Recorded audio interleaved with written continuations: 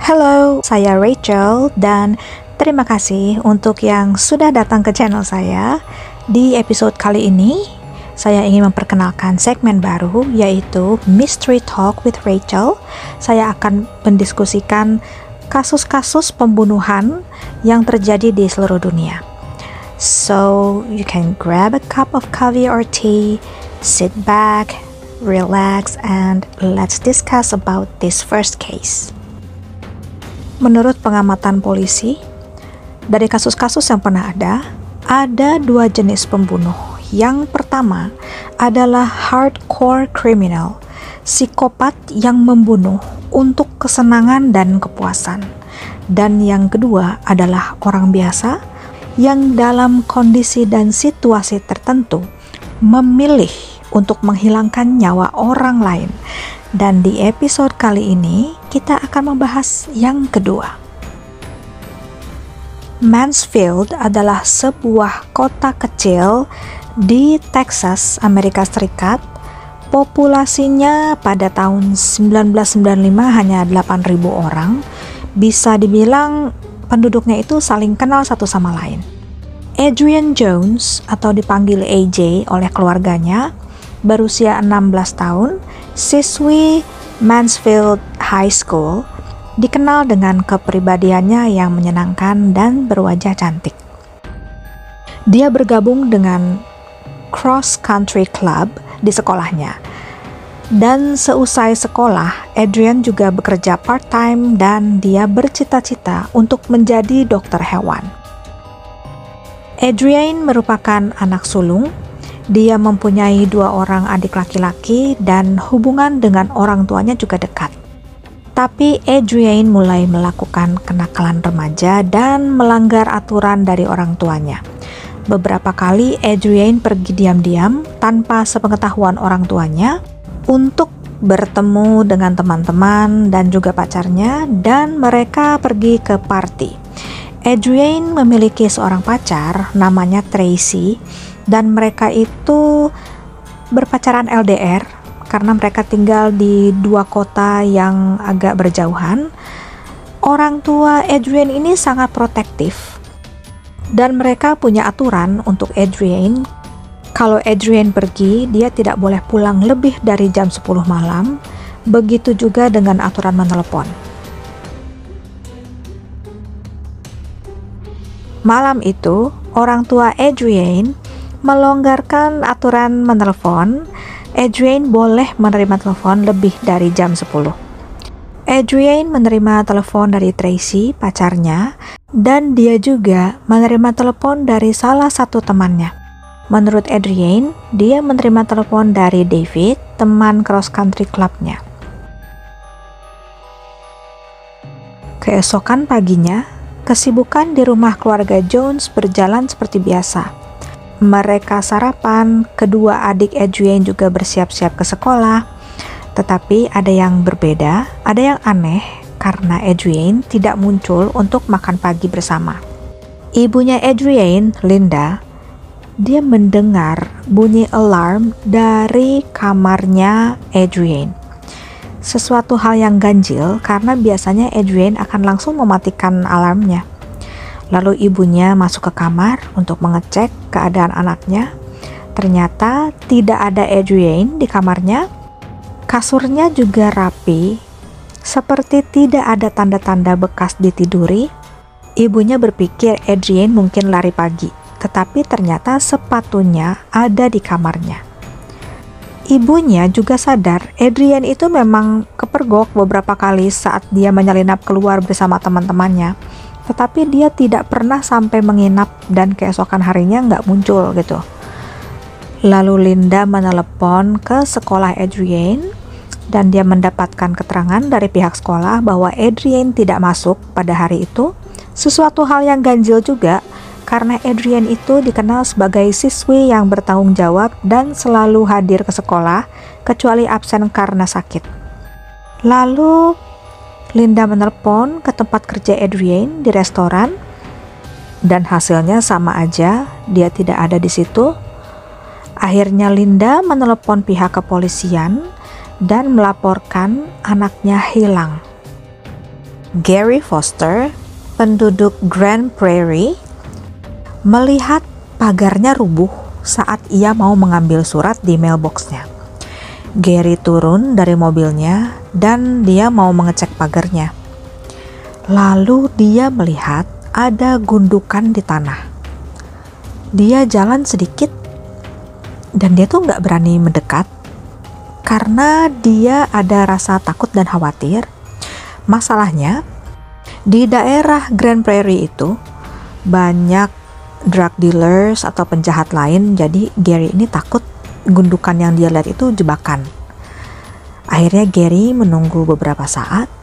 Setelah ia merasa yakin dan aman, dia berjalan mendekati gundukan itu. Dan pas dia mendekat, ternyata gundukan tersebut adalah mayat. Dan Gary langsung menghubungi polisi setempat. Mayat tidak dikenal tersebut memakai atasan flanel, celana pendek, dan kaos kaki. Tidak terlihat seperti orang yang mau bepergian, tetapi ia memakai pakaian kayak pakaian tidur. Di bagian kaki ada bekas sayatan yang kemungkinan besar adalah goresan pada pagar kawat. Lalu menurut keterangan polisi, sebagian wajahnya hancur karena dihantam oleh benda keras. Ada lubang bekas tembakan di pipinya dan di kening, di dahinya, di antara kedua matanya. Polisi memiliki kecurigaan kejadian ini ada kaitan dengan geng narkoba. Lalu pada saat pemeriksaan, tangan kanan korban itu menggenggam rumput. Dan menurut koroner, reaksi tubuh ini, reaksi menggenggam benda itu adalah reaksi wajar ketika disakiti secara fisik. Jadi orang itu cenderung untuk mengepalkan tangan. Kemungkinan besar disitulah Adrienne dibunuh dan mengembuskan nafas terakhirnya. Berdasarkan hasil otopsi, bagian kepala belakangnya dipukul oleh benda keras yang tumpul. Penyebab kematian bisa dari pukulan benda keras tersebut atau dari tembakan. Lalu ada bukti cekikan di leher korban. Kelihatannya korban ini berusaha untuk melepaskan diri. Setelah melakukan otopsi, pihak kepolisian Grand Prairie mengirimkan hasil otopsi ke cabang-cabang kantor kepolisian di Texas dan menanyakan apakah ada laporan orang hilang. Hanya ada satu kantor kepolisian yang merespons, yaitu kepolisian Mansfield, dan mengatakan bahwa hasil otopsi tersebut sesuai dengan deskripsi ciri orang hilang berdasarkan dari laporan Linda Jones. Lalu muncul teori-teori liar yang mengatakan bahwa Adrienne memiliki hubungan dengan geng narkoba di Grand Prairie. Atau ada serial killer yang berkeliaran di Grand Prairie. Pencarian terhadap pembunuh Adrienne dimulai. Semua orang yang mengenal Adrienne ditanyai oleh polisi, termasuk David Graham. David, 17 tahun, adalah kakak kelas Adrienne. Dia dikenal sebagai pelajar yang baik, kepribadiannya sopan, dan dia juga suka olahraga. Sama dengan Adrienne, dia masuk klub cross country, dan dia juga salah satu pelajar yang terpintar di sekolah tersebut. Saat diinterview oleh polisi, David mengatakan pada saat kejadian dia sedang belajar bersama pacarnya. Dan David mengatakan dia tidak menelepon Adrienne malam itu. Polisi agak kaget karena polisi tidak menanyakan tentang hal tersebut kepada David. Lalu selanjutnya polisi menginterogasi Tracy, pacarnya Adrienne. Semua keterangan yang diberikan kepada penyidik dikonfirmasi oleh detektif setempat dan mengatakan Tracy tidak bersalah. Dan alibinya bisa dibuktikan kebenarannya. Tracy mengatakan pada saat dia menelpon Adrienne, dia mendengar ada beep, bunyi call waiting. Adrienne mengatakan teman sekolahnya yang bernama Brian yang menelpon. Polisi menduga Adrienne tidak jujur pada ibunya. Dia mengatakan pada ibunya bahwa dia berbicara dengan David, sementara kepada Tracy dia mengatakan bahwa dia berbicara dengan Brian. Lalu polisi menyelidiki tentang Brian. Brian ini menyukai Adrienne, tapi Adrienne tidak merespons. Lalu Brian ini suka stalking sampai dia itu menghampiri Adrienne di tempat kerja. Berdasarkan keterangan ini, Brian McMillan dicurigai sebagai tersangka. Lalu Brian diinterogasi oleh polisi. Awalnya dia menyangkal bahwa dia mengenal Adrienne, tapi akhirnya dia mengakui kalau dia kenal dengan Adrienne. Brian ini mengidap bipolar dan anxiety, dan dia juga punya masalah kecanduan alkohol. Waktu diinterview, ingatannya juga samar-samar. Dia mengatakan Adrienne tewas dihantam oleh palu. Dan hal ini semakin menguatkan kecurigaan polisi terhadap Brian. Lalu polisi meminta izin kepada orang tua Brian untuk melakukan tes poligraf, lie detector. Tetapi orang tua Brian menolak. Polisi menangkap Brian berdasarkan keterangannya yang tidak konsisten dan karena dia menolak tes poligraf. Setelah berminggu-minggu di penjara, ayah Brian akhirnya setuju untuk melakukan tes poligraf dan akhirnya Brian lolos tes. Pengadilan memutuskan untuk membebaskan Brian karena tidak ada bukti-bukti yang mengaitkan Brian dengan kematian Adrienne.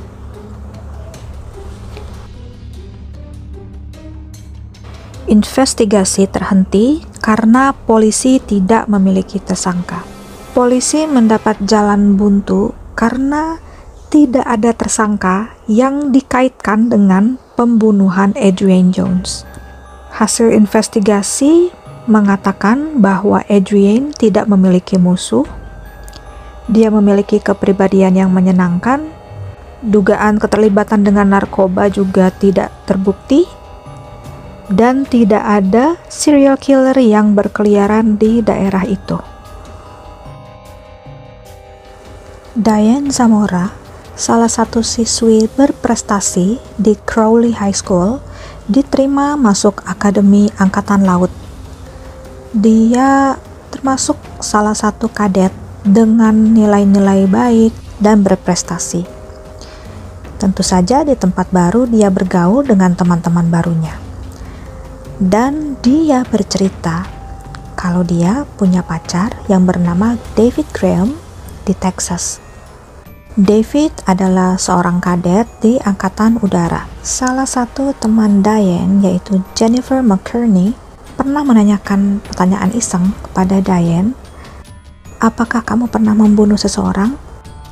Diane mengaku dia pernah membunuh seseorang ketika dia di Texas bersama pacarnya David.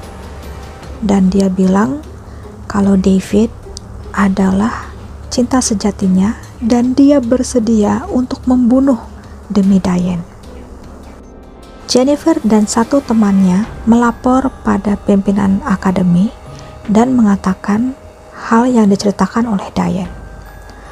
Lalu mereka mengonfirmasi kepada kepolisian dan akhirnya Diane dan David diinterogasi polisi dan enggak lama kemudian mereka juga ditangkap dan mereka dijadikan tersangka utama pembunuh Adrienne Jones. Polisi menyampaikan pengakuan dari Diane kepada David dan David menyangkal semua keterlibatannya dalam pembunuhan tersebut.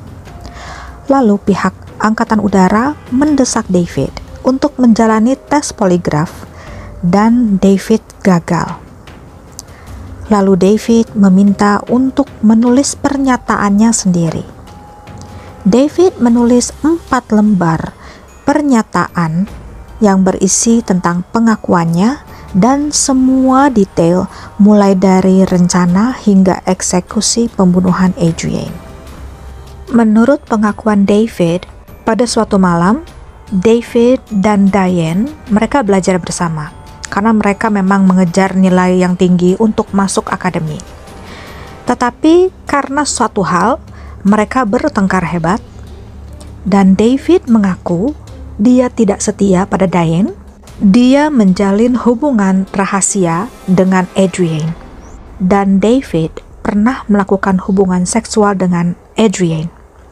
Diane yang posesif dan pencemburu tentu saja mengamuk, histeris, dan dia berteriak, "Kill her! Kill her! I want her dead!"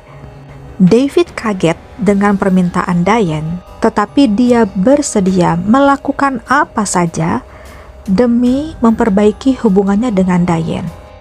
Diane berkata pada David, satu-satunya cara untuk menyucikan cinta mereka adalah dengan menyingkirkan si penghalang ini, yaitu dengan membunuh Adrienne.